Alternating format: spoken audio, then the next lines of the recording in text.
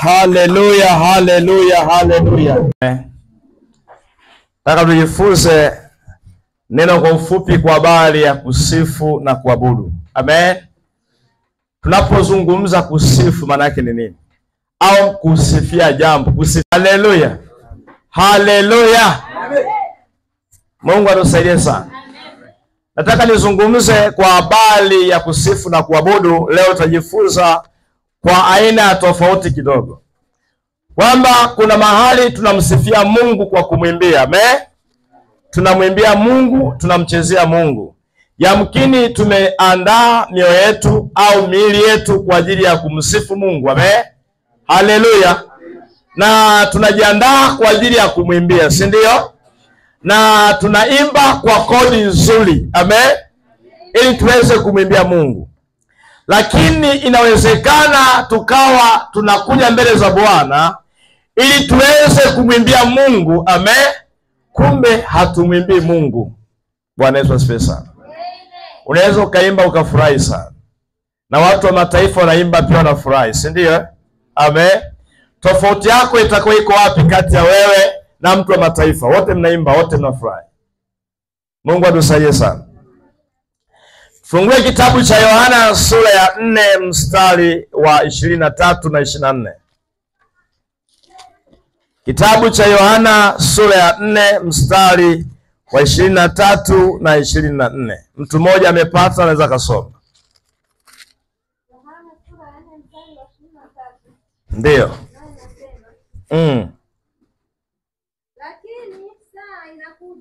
Lakini saa inakuja. Nayo sasa ipo. Ambayo waabuduo halisi. Rudia tena hapo. Ambayo waabuduo katika roho na kweli. Kwa maana Baba awatafuta watu kama hao. Kwa maana Baba awatafuta watu kama hao. Nao waabuduo yeye. Imewapasa kumwabudu katika roho na kweli. Amen. Bwana Yesu asifiwe sana. Samaria aliyekuwa kisimani pale anachota maji. Amen. Bwana Yesu akamwambia mwanamke, naomba unipe maji ninywe. Amen. Haleluya. Lakini yule mwanamke Msamaria alishangaa. Kwa sababu gani? Wao mwanzo walikuwa wachangamani. Amen. Hata mimi na yeye niombe. Jamani, hamna daktari leo kwamba anachoma sindano hapa. Naona kila mtu yuko makini anaangalia kama vile tutamfikia. Halo? Haleluya. Haleluya. Jambo ambalo nilijifunza kwamba mwanamke Msamaria wakati anazungumza na Bwana Yesu, nikagundua kwamba ni watu ambao walikuwa changamani kabisa. Aidha tabia au desturi au tamaduni zao zimewatenganisha. Amen. Wasiwe na kuchangamana. Bwana Yesu asifiwe sana. Na yule mwanamke Msamaria akauliza kwamba iweje leo wewe Myahudi kuniomba mimi maji wakati huwa hatuchangamani, hata kusalimiana, hata kushirikiana ipo. Mungu atusaidie sana. Haleluya. Haleluya. Lakini bado anasema kwamba Yesu anazungumza. Anasema laiti ungejua anazungumza nani, ungeniomba mimi ningekupa wewe maji. Amen. Haleluya. Ningekupa nini? Maji. Mungu atusaidie sana. Lakini omba betri. Haleluya. Haleluya. Naye mwanamke akasema la, mbona sina mume? Bwana Yesu asifiwe sana. Lakini Bwana Yesu akasema umezungumza vema, maana uko na wanaume wengi, na huyo ambaye umemwacha nyumbani kwako wala sio mume wa kwako, ni mume wa mtu. Kwa hiyo umesema vema. Yule mwanamke alipotolewa kwa habari ya unabii wa maisha yake, akastaajabu mtu anayezungumza naye. Alipostaajabu mtu anayezungumza naye, akataka aelekezwe zaidi njia ya kumjua Mungu. Amen. Anasema bila shaka wewe ni mtumishi wa Mungu. Amen. Haleluya. Lakini Yesu anaanza kujitambulisha kwa kujibu maswali ambayo mwanamke anauliza, kwamba sisi tumeelekezwa baba zetu tuabudu katika mlima, lakini ninyi Wayahudi mnakwenda kuabudu Yerusalemu. Akataka ajue sasa Mungu wa kweli, namna kumwabudu Mungu wa kweli ni yupi? Ni Mungu wa kwenye milima au ni Mungu wa Yerusalemu? Haleluya. Haleluya. Wakati anauliza, Yesu akajibu ya kwamba saa inakuja, saa inakuja, saa inakuja. Amen. Na Bwana anaitafuta sana amepatikana. Amen. Amesema saa inakuja ambayo waabudu Baba hawatamwabudu katika hii milima tena, hawatamwabudu Yerusalemu tena, lakini saa inakuja ambao waabudu Bwana watamwabudu katika roho na kweli. Haleluya. Upo wakati ambao unasubiriwa, upo wakati ambao ulikuwa unatazamiwa, sasa unakuja. Bwana Yesu asifiwe sana. Wanapozungumza kwamba saa inakuja, anamweleza kwamba hatutaabudu tena kwa desturi, hatutamsifu tena Mungu kwa desturi, kwa utaratibu tuliojiwekea. Amen. Bwana Yesu asifiwe sana. Tunapozungumzia habari ya mtu anayesifu aliyeokoka, kuna tofauti kubwa na mtu anayefuata desturi. Haleluya. Haleluya. Haleluya. Sasa nikagundua kwamba kumbe kwenye wokovu kuna mtindo wa maisha. Kuna aina ya mtindo wa maisha tofauti na watu wengine. Mungu atusaidie sana. Haleluya. Kwa Yesu anasema saa inakuja ambayo watakao muabudu Baba watamwabudu katika roho na kweli. Mungu atusaidie sana. Amen. Sasa kwenye kusifu katika roho, katika kweli. Kusifu katika roho, katika kweli. Kwamba inawezekana tukakutana, tukacheza kweli kweli, tukagaragara kweli kweli. Amen. Tukaishia kwamba tumefurahishana siku ya leo. Amen. Lakini Bwana hajaichukua ibada. Maana yake kwenye sifa, kwenye kuabudu, maana yake tunatarajia Mungu hajaichukua ibada. Amen. Amen. Haleluya. Maana yake Mungu haichukue ibada. Bwana Yesu asifiwe sana. Ninaweza nikasema kwamba vyombo tunavyovipiga hapa na uimbaji wako unaoimba na hata hiyo midundo unayosikia ni nyenzo za namna ya kumwabudu Mungu, lakini bado hatujamwabudu. Kwenye kupiga makofi ni bado, kwenye kucheza ni bado. Haleluya. Haleluya. Mungu atusaidie sana. Tuangalie kitabu cha Marko sura 7, sura ya 5 hadi 8. Marko sura ya 7 mstari wa 5 hadi 8.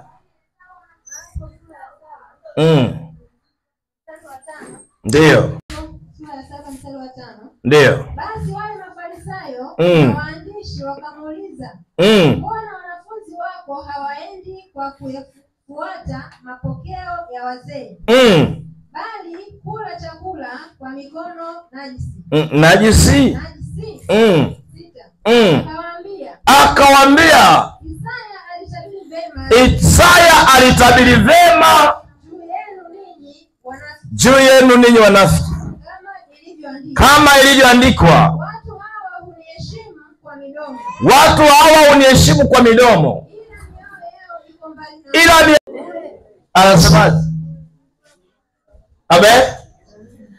Nikapiga picha kwenye lile andiko kwenye Yohana sura 4. Anasema saa inakuja ambaye wamwabudu Baba watamwabudu katika roho na kweli. Na kwenye Marko anasema kwamba watu hawa huniheshimu tu kwa midomo, lakini mioyo yao iko mbali. Je, naona mwabudu bure? Haleluya. Haleluya. Mwambie naona mwabudu Mungu bure. Kwenye ile eneo nikajifunza kwamba kumbe unaweza ukawa unaabudu lakini ni bure. Unaweza ukawa unasifu lakini ni bure. Amen. Kwa sababu anaposema saa inakuja watakao mwabudu Baba, amen, wataabudu katika uharisi. Maana kuna watu feki nao wanaabudu. Kuna waimbaji feki nao wanaimba. Amen. Kuna wanenaji feki na wenyewe wananena. Mungu atusaidie sana. Haleluya. Haleluya. Sasa tutajuaje kama ni original au fake? Ala? Mungu atusaidie sana. Haleluya. Na kuna maelezo. Ndio. Tuendelee mpaka mstari 8. Na Isa mpaka 8. Nao waniabudu bure. Wakifundisha mafundisho yaliyo maagizo ya wanadamu. Ninyi mwaiacha amri ya Mungu na kuyashika mapokeo ya wanadamu. Amen.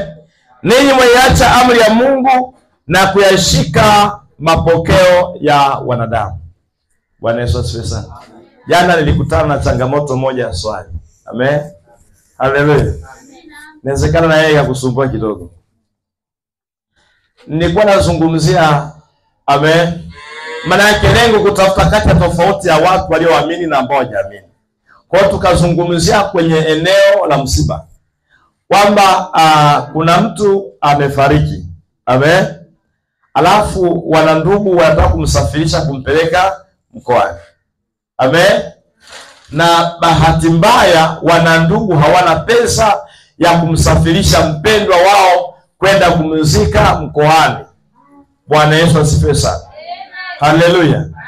Lakini wakati nilikuwa nabadilishana mawazo juu ya yule ambaye wana desturi ya kusafirisha hivyo, nikazungumza kwamba, amen, mmoja akasema kuna maandiko tunasimamia kusafirisha watu, kuna maandiko tunayasimamia. Bwana Yesu asifiwe. Nikasema okay, nipe andiko. Tutazama, anazungumzia, anaanza na historia andiko ambayo inamhusu Yakobo alipokwenda Misri. Amen. Na nilimwambia unapozungumza usije kuongelea kuhusu Yakobo, kwa sababu Yakobo tayari kuna maagizo Mungu alishaagiza. Amen. Kwamba huyu atakapokwenda popote mifupa yake, amen, izikwe mahali hapo, ni maagizo. Nikauliza, hao wapendwa wenu ambao mnawasafirisha kwenda kuwazika, kuna maagizo mlipewa na Mungu? Hapana. Swali kaja kwamba walikuwa nazungumza kwa sababu walikuwa wako ugenini kabisa. Amen. Na hao waliokuwa naelekezwa walikuwa ni Waebrania. Sisi tuliokoka tumeungamanishwa na uzao wa Yesu Kristo. Maana yake sisi ni wote hapa ni Waebrania. Amen. Kwa hiyo kama kuna Waebrania wenzako hapa wanataka kukupumzisha, shida iko wapi? Andiko liko wapi la kupinga? Kwa jambo ambalo nikajifunza kwamba kuna desturi, amen, ambazo tumezichukua tukaona kama ni maandiko. Mungu atusaidie sana. Haleluya. Haleluya. Kwa kuna mapokeo yanayotesa hata kwenye kuabudu. Hivi kweli tunazungumzia kumsifu Mungu? Amen. Tunazungumzia kumsifu Mungu. Mtu amekaa kanisani, na alibariki Jina lako Baba. Yaani unajua ukimwangalia na kuvunja moyo. Si ndio? Alafu anamsifu Mungu wake. Amen. Na amekuja anahitaji majibu kwa Mungu. Kwa hivyo Baba. Baba. Mungu atusaidie sana. Haleluya. Zaburi 150 mstari wa kwanza hadi wa 6. Zaburi 150 mstari wa kwanza hadi wa 6. Amen. Ninaenda kumalizia hivyo. Najua leo tuna mambo mengi, tuna vikao vya harusi. Amen. Ndio? Zaburi 150 kuanzia mstari wa kwanza. Ndio. Haleluya. Ndio. Msifuni Mungu katika patakatifu pake. Msifuni Mungu.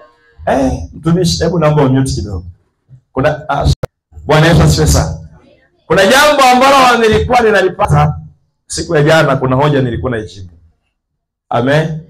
Kuna mtu mmoja huwa anatuma posti, lakini ni kwamba mara nyingi posti zake waga zitakuwa na mtazamo hasi, haiwagi chanya. Bwana Yesu asifiwe sana. Sasa jana alikuwa anazungumza ili Mungu atusaidie. Inawezekana pia ikawa ni mapokeo. Anasema kwamba mtu nakuta anamwomba Mungu. Anasema kwamba Baba Mungu wa mbinguni, ninakuja mbele zako. Akauliza swali, unaposema unakuja mbele zako, ulienda wapi? Si maswali kutana naye kwamba Baba Mungu wa mbinguni, ninakuja mbele zako. Neno ninakuja mbele zako maana yake kwamba kuna sehemu uliondoka, sasa unamwambia unarudi. Mwandishi kasema ulienda wapi? Alafu akasema hivi kwamba na lingine mtu anakuambia, anasema karibu Yesu moyoni mwangu, maana yake kumbe wewe ulikuwa huna Yesu. Hamkutani na maswali? Halo? Wewe ungejibuje? Tusaidiane kidogo hapo. Mtu anakuuliza, karibu Baba nakuja mbele zako. Wewe ulikuwa umeenda wapi? Anakuuliza swali kama unajibuje? Karibuni wapendwa. Halo? Ndio anakuuliza sasa swali hilo kwamba ninakuja mbele zako. Sasa nakuuliza, unaposema nakuja mbele zako, kwani ulikuwa umeenda wapi? It means ulimwacha Mungu. Sasa hebu jibu. Au wewe unataka kuomba hivyo? Okay, sawa. Ndio swali linakuja. Ulienda wapi?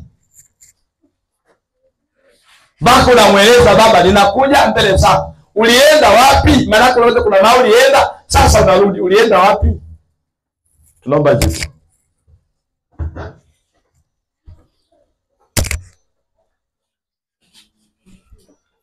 Hamna majibu. Tualete jibu.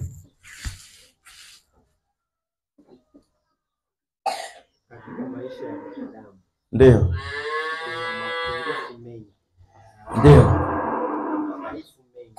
Yale mapungufu na madhaifu yanatutenga mbali na. Unaweza kusimama kanikana jibu. Ndio. Katika maisha ya mwanadamu kuna mapungufu mengi na madhaifu mengi. Yale mapungufu na madhaifu yanatutenga mbali na Mungu. Kwa hiyo tunaposema ninakuja kwako Baba, ina maana ninasogea kuanza kuzungumza na Mungu upya. Na iliyo mara nyingi tunapofanya maombi tunatangulia kuomba msamaha. Ili tukiomba msamaha tupate kutakaswa na tupate kupata kibali cha kusogea mbele za Mungu.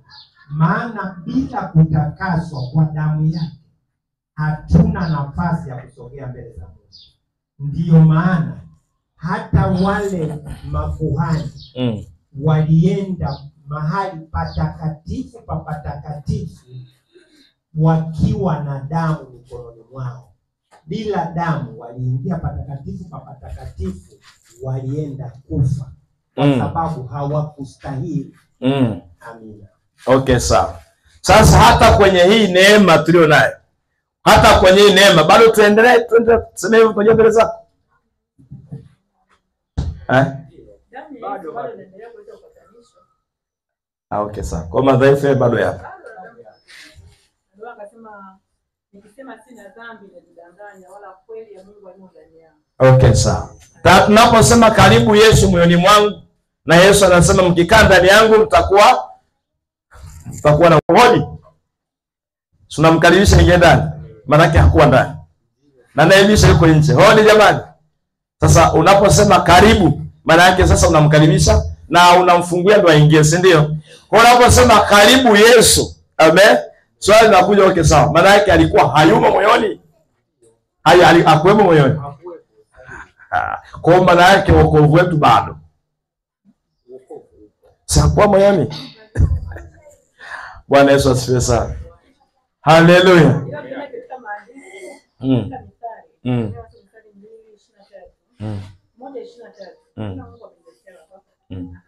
Niko wazi. Anasema endapo mkiniacha, mkinigeukia nami nitafanya nini? Nitageukia.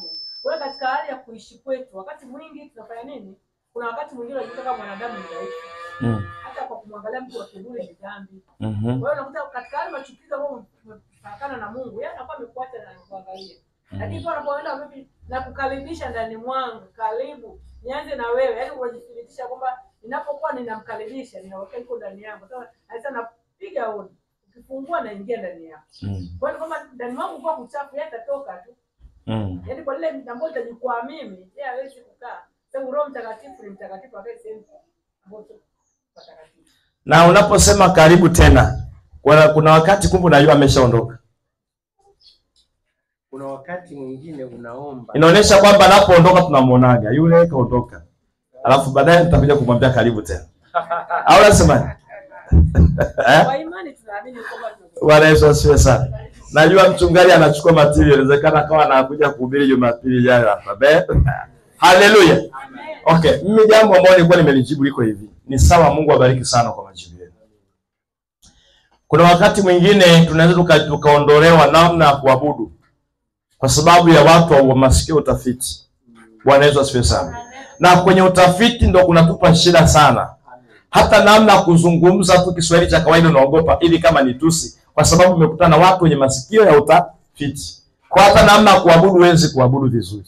Mungu atusaidie sana. Sasa jambo hili nafikiri mlikuwa mmelisoma jana wakati nimelipost. Nikasema hivi, mimi ninavyofahamu, Bwana Yesu asifiwe sana, na nilijibu tu shortcut. Nikasema kama kuna watu wanasema karibu Yesu moyoni mwangu, alafu wanasema Baba tuko mbele zako, na kama Mungu anawajibu, shida iko wapi? Yaani ni shortcut tu. Kama Mungu anawajibu, shida iko wapi? Kwa sababu wewe unayeambia uambii karibu na mimi wote tunajibiwa. Na ninamuona Mungu. Bwana Yesu. Kwa hiyo kuna vitu ambavyo mimi najiondoleaga tu kwamba kama Mungu anaonekana anakuja ananijibu mahitaji yangu kama wengine wanavyojibiwa, mimi sioni sababu. Amen. Siwezi kubadilisha njia wakati nikipita njia hii na kukutana na Mungu. Au unasemaje? Yaani sote kasaingia tu usitumie hata maandiko. Yaani hata utumie nguvu kubwa. Amen. Kuna mtu mmoja akaniambia, haiwezekani. Yesu mara mtume, Yesu mara Mungu, maana haiwezekani. Yesu ni mtume. Yesu ni mtume kama mitume wengine. Kwamba kwako wewe Yesu ni kama mitume wengine. Amen. Mtoto wa kufikia huwezi kumlazimisha kwamba ni baba yako. Yeye mwenyewe anajua kufikia. Amen. Au unasemaje? Kwa nini pambana kwa wewe wa kufikia, una haki ya kulalamika. Sasa sisi wana familia, mimi ndo msemaji wa familia, kwamba Yesu ni baba yangu. Shida iko wapi? Sikubali. Sasa yeye nikimwita ananifikia. Na anaambia ndio mwanangu. Hawapi Ufunuo 21. Anasema ukiniita na kuitikia. Amen. Ukiniita Baba nitasema mwanangu. Amen. Sasa kama mimi namuita yeye baba na ananiitikia, wewe mtoto wa mjomba, ndio koma. Wewe muone Yesu kama mjomba wako. Lakini mimi ni babangu. Awasema. Sasa kwenye eneo la kusema karibu Yesu, nikaanza kulifafanua kwamba ninaweza kuangalia kwenye Agano la Kale, kitabu cha Wafalme. Amen. Elia anazungumza na Mungu. Na ninaamini na mnaamini kwamba Elia alikuwa na Mungu. Amen. Biblia inazungumza kwamba Elia Mtishibi baada ya kuwaua wa manabii wa Baali. Amen. Haleluya. Yezebeli akamtisha kumuua, kwamba atamfanyia kitu kibaya kama alivyowafanyia manabii wake. Jina la Bwana Yesu barikiwe sana.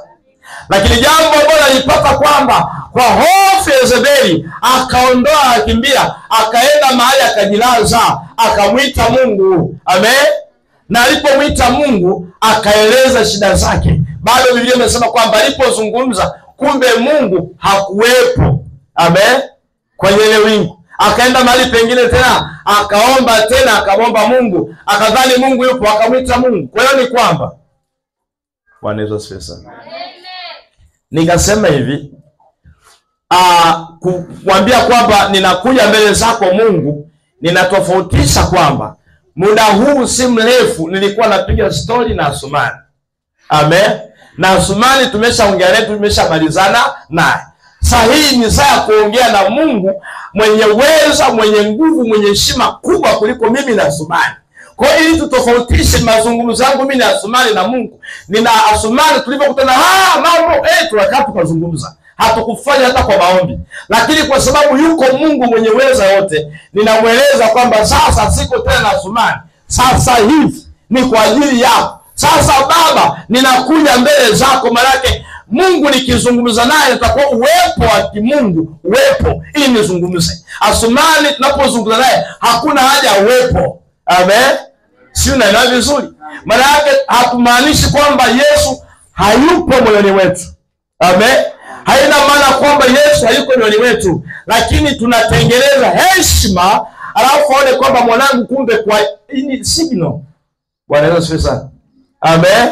Ni kama watu wa Mungu tunapokutana tunasema Bwana Yesu asifiwe.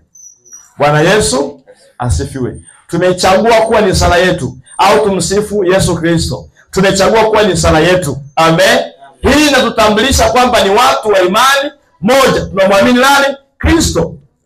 Bwana Yesu asifiwe sana. Haleluya.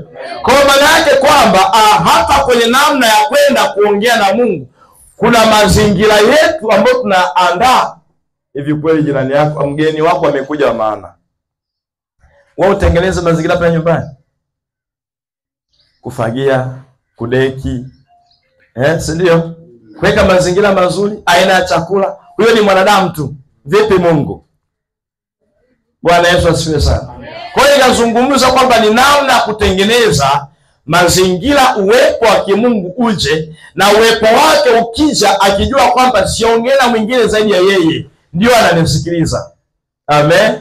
Lakini bado Biblia imesema kwamba Mungu amesema asikilizi maombi ya wenye dhambi, si ndio? Sasa kama mimi nimwambia baba njoo, amekuja, nimemwambia, amenijibu, maisha yanasogea, shida iko. Sioni sababu ya kupoteza muda kama najibu. Amen. Haleluya. Kuna mfano wa wazi aliotoa Yesu. Kwamba kuna Farisayo na mtoza ushuru, wote wawili waliingia hekaluni. Kweli aliingia kwa kunyenyekea, kwa kuomba msamaha. Na yule Farisayo alikuwa na haki, lakini akamwambia alitoka hana chochote, ila yule aliyenyenyekea ndio aliyebarikiwa. Lakini hata makanisani watoza ushuru wapo ni wengi tu. Watu usifike mbali. Hapa makanisani kuna watu ambao wajibii maombi kwa sababu wao nao pia ni watoza ushuru. Nini? Mafarisayo, sorry. Mafarisayo sio watoza ushuru. Mafarisayo wamo. Amen. Mafarisayo tunao.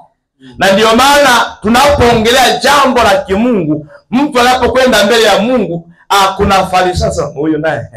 Juzi tu nimeona pale kwenye michongoma pale kona pale Farisayo huyu, maombi yake sijui anaela, sijui kama roho ya Bwana kweli sijui. Yaani kwamba kuna Farisayo yuko nyuma. Unajua issue ni kwamba alijipiga kifua, manaka alihitaji Mungu amtue mizigo. Amen. Alihitaji Mungu amtue nini? Mizigo. Saa nyingine wewe aliyekuwa anasema kumbe ndo alikuwa anampa lift. Amen. Bwana mfanyeni amtue mizigo. Unapoeleza habari za mtu mwingine anayejipiga kifua, Mungu anamponya yeye afu unaondoka kama ulivyo. Mungu atusaidie sana. Na ukitaka kujua kwamba Mafarisayo bado wapo, twende kwenye mazingira yetu, maisha